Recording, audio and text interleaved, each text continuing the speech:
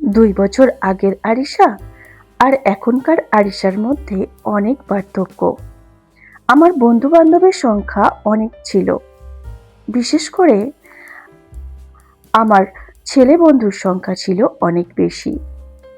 ছেলে বন্ধু থাকলেই মেয়েরা খারাপ হয়ে যায় না, বিপদে সবার আগে ছেলে বন্ধুরাই এগিয়ে আসে। এই কথাটি আমি খুব মানতাম। আমার সবচেয়ে ভালো 4 বন্ধু ছিল। তারা হলো অভি, আরিয়ান, সাকিব আর সৌরভ। এদের সাথে আমার খুব মিল ছিল। একদিন বেশ কয়েকজন বন্ধু মিলে ঠিক করি আমরা দূরে কোথাও বেড়াতে যাব। কথা মতো সবাই একসাথে ঘুরতে যাই। ঘুরতে যাওয়ার পর আরিয়ান আমায় বলে, আমরা 4জন মিলে গভীর জঙ্গল দেখতে যাচ্ছি, তুই যাবি আমাদের সঙ্গে? এই কথা শুনে আমি রাজি হয়ে যাই আর ওদের 4জনের সাথে জঙ্গলের মধ্যে ঘুরতে যাই। ওদের আমি খুব ভালো বন্ধু মনে করতাম, জানতাম ওরা সাথে থাকলে আমার কোনো বিপদ হবে না। কিন্তু ওরাই যে আমার কাল হয়ে দাঁড়াবে আমি বুঝতেও পারিনি। হৃদয় জিজ্ঞাসা করলো, কি করেছিল ওরা? আরিশা বলল, ওরা 4জন মিলে প্ল্যান করেছিল আমাকে গভীর জঙ্গলে নিয়ে গিয়ে নিজেদের শারীরিক চাহিদা মেটাবে। আমি বুঝতে পেরে 4জনকে উদ্দেশ্য করে বলি, আমি তোদের খুব ভালো বন্ধু ভাবতাম, আর তোরা এখন আমার সাথে এইসব করতে চাইছিস? আরিয়ান বলল, কি করব বন্ধু, তোর এমন রূপ দেখতে দেখতে আমরা পাগল হয়ে যাচ্ছি। সাকিব বলল, আর আমরা তো তোর বন্ধু, আমাদের না হয় একটু খুশি করলি, সমস্যা কি? আরিশা বলল, ছি, তোরা এতটা খারাপ। অভি বলল, তোর এই রূপ আমাদের এমন করতে বাধ্য করেছে। সৌরভ বলল, আর দেরি করিস না, শুরু কর। 4জন আমার দিকে এগিয়ে আসতে থাকে। আমি যাদের ভালো বন্ধু ভাবতাম আজ তারাই আমার সবচেয়ে বড় শত্রু হয়ে গেছে। আমি ওদের হাত থেকে বাঁচার জন্য দৌড়াতে শুরু করি। কোন দিকে আমি দৌড়াচ্ছিলাম নিজেও জানি না।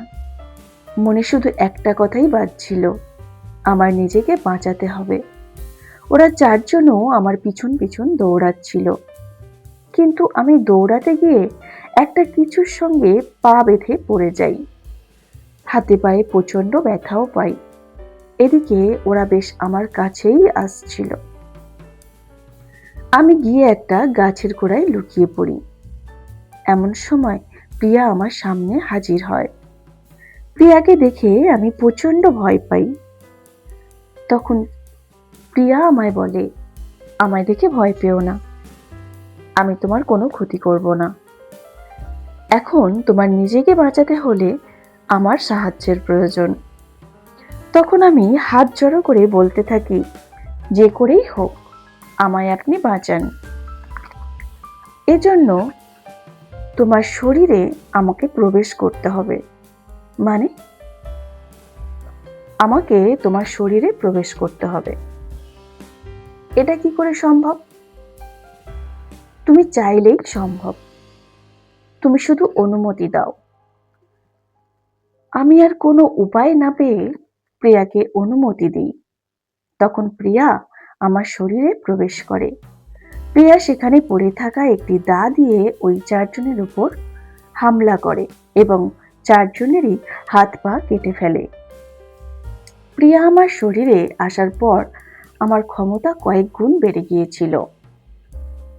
প্রিয়া ওদের ওই অবস্থা করার পর হুমকি দেয়, এই কথা যদি কারো কাছে প্রকাশ করিস তাহলে তুই সহ তোর পুরো ফ্যামিলি এই অবস্থা করব। আমি যে কাহিনী বলবো তোরা সবাই এটাতেই হ্যাঁ বলবি। তখন প্রিয়া আমার শরীর হতে বেরিয়ে যায়। দেখি 4জনেই হাত পা কাটা অবস্থায় মাটিতে পড়ে আছে। আমার পুরো শরীর রক্তে ভিজে গেছে। আমি কখনো এটা করতে চাইছিলাম না, কিন্তু এছাড়া কোনো উপায়ও ছিল না। তখন প্রিয়া আমাকে বোঝায়, যদি আমি এটা না করতাম তাহলে এরা আরো অন্য মেয়েরও ক্ষতি করত, আর আমিও এটা মেনে নিই। তখন প্রিয়া আমার মধ্যে প্রবেশ করে ডাকাতের কাহিনী তৈরি করে এবং সকলের সামনে তা উপস্থিত করে, আর সবাই বিশ্বাস করে, আর ওরা চারজনও এটাই বলে। সব শুনে হৃদয় হাঁ করে তাকিয়ে আছে। সে কি বলবে কিছুই বুঝতে পারছে না। তখন আরিশা বলল, জানো, এরপর থেকে প্রিয়া আমায় বোঝাতে শুরু করে বাবা, ভাই আর ভালো স্বামী ছাড়া মেয়েরা কারো কাছে নিরাপদ নয়। আর তখন থেকে আমি পুরুষদের ঘৃণা করতে শুরু করি, কাউকে সহ্য করতে পারতাম না। এমনকি কলেজে যে ছেলে আমায় ডিস্টার্ব করত তাদের বেহাল অবস্থা করতাম। এর ক্ষতিপূরণ অবশ্য বাবাকেই দিতে হয়েছে। এখন একটা প্রশ্ন আমার মাথায় ঘুরছে, তা হলো, তোমায় এতদিন যারা দেখতে আসতো তারা কি সত্যিই মারা গিয়েছে নাকি খুন করা হয়েছে? আরিশা হাসতে হাসতে বলল, আমি আর প্রিয়া মিলে ওকে মেরে ফেলেছি। হৃদয় আরো অবাক হয়ে গেল। আরিশা, এসব কি বলছো? এতগুলো মানুষকে মেরে ফেলেছ? আরিশা মায়াবী দৃষ্টি নিয়ে হৃদয়ের দিকে তাকিয়ে বলল, অবাক হচ্ছ তাই না? তবে কি জানো, যদি আমরা এদের না মারতাম তাহলে টিয়ার মতো অন্য মেয়ের জীবন বা আমার জীবন নষ্ট হতো। যারা দেখতে আসতো তাদের ব্যাপারে প্রিয়া ভালোভাবেই জানতো। ব্যক্তিগত জীবনে এরা অনেক খারাপ ছিল, আর খারাপ লোকের সাথে কোনো ভালো মেয়ে সুখী হতে পারে না। তাই তো এদের মেরেছি পিয়ার স্টাইলে। সেটা কিরকম? প্রিয়া আর আমি ওদের বাড়ি যেতাম গভীর রাতে। তখন প্রিয়া যাকে মারবে তার শরীর কবজা করে নিত, তারপর বিভিন্ন উপায়ে আত্মহত্যা করাতো। আমি শুধু বসে বসে উপভোগ করতাম। সত্যি, খারাপ লোকেদের শাস্তি দেওয়ার মধ্যে অনেক শান্তি লুকিয়ে আছে। হৃদয়ে সব শোনার পর তার মনে হচ্ছিল আরিশা মেয়েটা আসলেই একজন সাইকো। সাইকো না হলে কেউ এরকম মরে যাওয়াকে উপভোগ করে? হৃদয় চারিদিকে তাকিয়ে দেখল, ওরা কথা বলতে বলতে কখন নদীর পাড়ে চলে এসেছে খেয়ালই করেনি।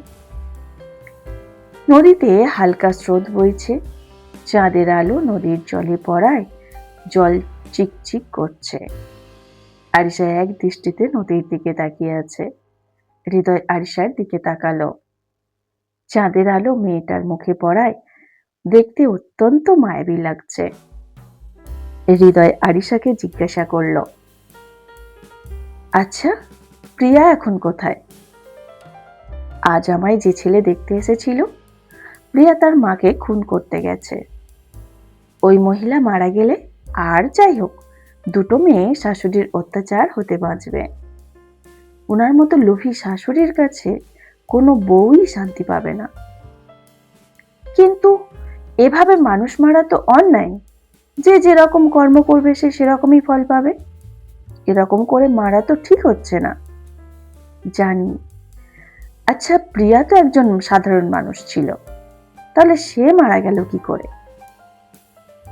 তখন প্রিয়া ওদের দুজনের সামনে এসে বলল, একজন অমানুষের পাল্লায় পড়েছিলাম তাই, আর সে আমায় মেরে ফেলেছে। সে আপনার কে ছিল? আমার স্বামী। হৃদয় কৌতূহল নিয়ে জানতে চাইল আসলে কি হয়েছিল। আরিশা বলল, হ্যাঁ প্রিয়া, বলো, আমিও অপেক্ষায় আছি এটা শোনার জন্য। এতদিন হয়ে গেল এখনো আমাকে বলনি। প্রিয়া বলতে শুরু করলো, প্রতিটা মেয়ের মতো আমারও নিজের জীবন সঙ্গীকে নিয়ে অনেক স্বপ্ন ছিল। 21 বছর বয়সে রাইহান নামের এক ছেলের সাথে আমার বিয়ে হলো। রাইহান সরকারি চাকরি করত। বিয়ের পর রাইহান আমায় খুব ভালোবাসতো। তখন নিজেকে সবচেয়ে বেশি সুখী মনে করতাম, কিন্তু ওর সবকিছু ছিল অভিনয়। গোপনে ওর অন্য কারো সাথে সম্পর্ক ছিল, যেটা আমি প্রথম প্রথম জানতে পারিনি। আবার এর পাশাপাশি সে অনেক অনৈতিক কাজের সাথেও জড়িত ছিল। আমি যখন এসব জানতে পারলাম তখন ওকে এসব বলা মাত্রই সে আমার মারধর করত। আমি আমার মা বাবাকে জানালে রাইহান উল্টো আমার ওপর দোষ চাপাতো যে আমি নাকি অন্য কারোর সাথে সম্পর্কে আছি।